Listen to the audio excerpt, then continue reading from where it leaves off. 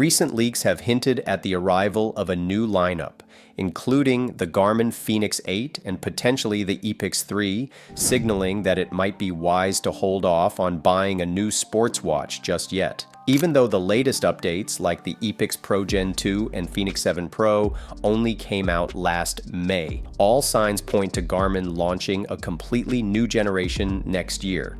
In this video, we'll keep you in the loop with the latest news about Garmin's anticipated flagship watches, including possible release dates, pricing, and the features we could see.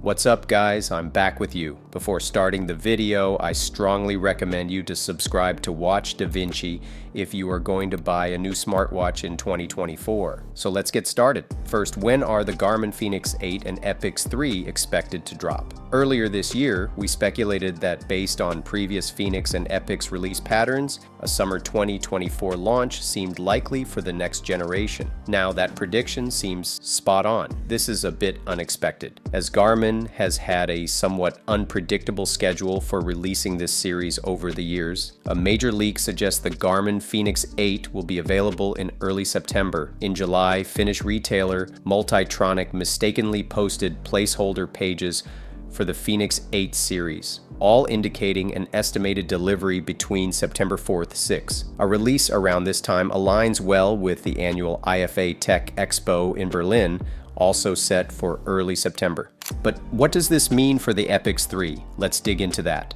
Fenix or Epix? Will one be discontinued, and why? The idea that Garmin might combine these two lines came up when we reviewed the recent Fenix 7 Pro alongside the Epix Pro Gen 2. Given some interesting pricing strategies, the mention of a Fenix E model in the leaked listings, and a complete absence of credible Epix 3 leaks, it's becoming more likely that the Epix line might not make it into the next generation. So what's going on? Alongside the product pages showing the typical Fenix case sizes, we also noticed a 47mm Fenix E model. This E model is listed at 797 euros, which aligns closely with traditional Fenix pricing. The E could indicate a lower cost memory and pixel model, staying true to what the Fenix series has traditionally represented. Meanwhile, the standard Fenix 8 models, priced higher than usual, could effectively replace the Epix 3 models. While there's still a chance the Epix 3 might show up, the evidence suggests Garmin could be leaning towards merging these two product lines. Here's why. Why might Garmin merge the Fenix and Epix lines? The latest Fenix 7 Pro is packed with features, but when we tested it against the Epix Pro Gen 2, it became clear that the gap between them has narrowed significantly.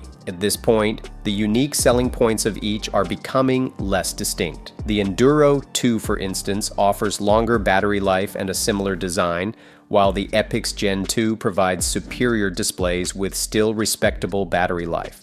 While the latest Fenix release made sense with its new heart rate tech and flashlight support, Garmin could face a challenge marketing and differentiating the next Fenix, Epix, and Enduro models. Given the Fenix's stronger brand recognition, it would be logical for Garmin to continue with it and potentially phase out the Epix line, which has served as a niche product in Garmin's outdoor watch lineup. What sets Garmin Fenix and Epix apart? To clear up any confusion, the primary difference between the Fenix and Epix lines is the display technology. The Fenix models stick to memory in pixel (MIP) displays, while the Epix line features AMOLED screens. If Garmin decides to merge the two lines, it could mean we might see an AMOLED display option under the Fenix name, or it could maintain the MIP displays for Fenix and discontinue the Epix line altogether. Some clues about the prices of the Fenix 8 and Epix 3 have appeared in a leaked retailer listing. The 43mm Fenix 8 is priced at 995 euros,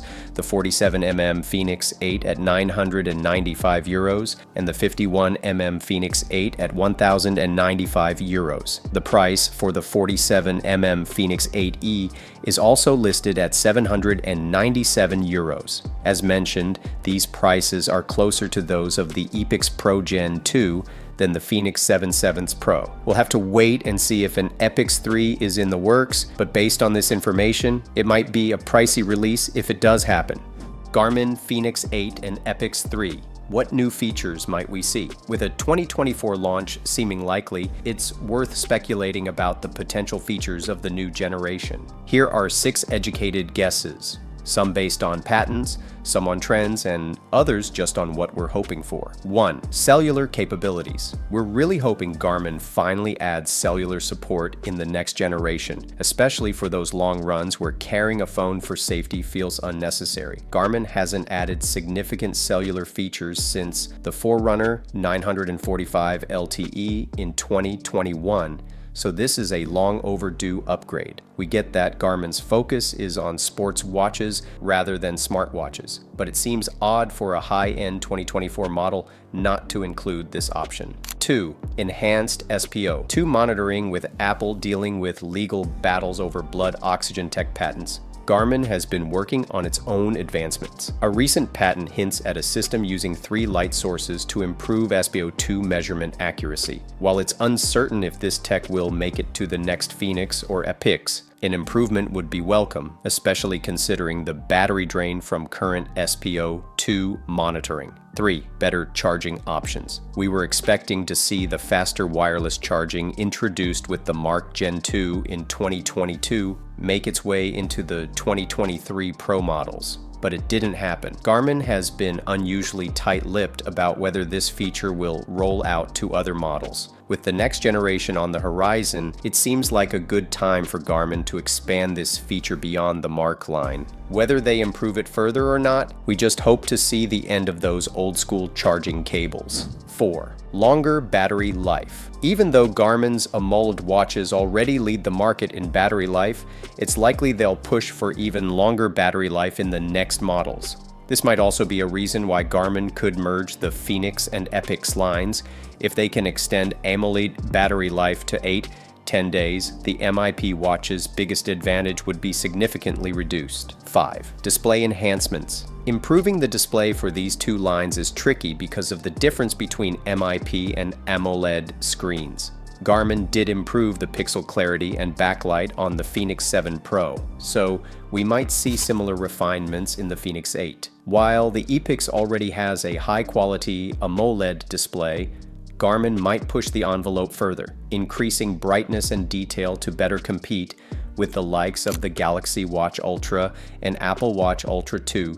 6. Updated user interface. We often switch to the Forerunner 965 when trying out new Garmin features, and the difference in user interface compared to the Fenix and Epix is noticeable.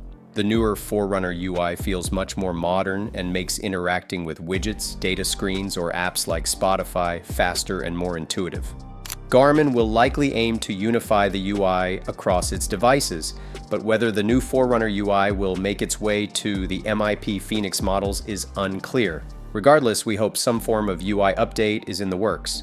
By the way, while I was preparing this video, the Fenix and Epix series are on a serious discount. If you want to take a look at these prices, you can find the links in the description and comments section of the video. This is our last look at Garmin's upcoming releases. Finally, if you want to support me and stay up to date with the watch market a few months ahead of time, I highly recommend subscribing to Watch Da Vinci. What do you hope to see in the Fenix 8 or Epix 3? Leave your thoughts in the comments below. Thanks for watching and see you in the next video.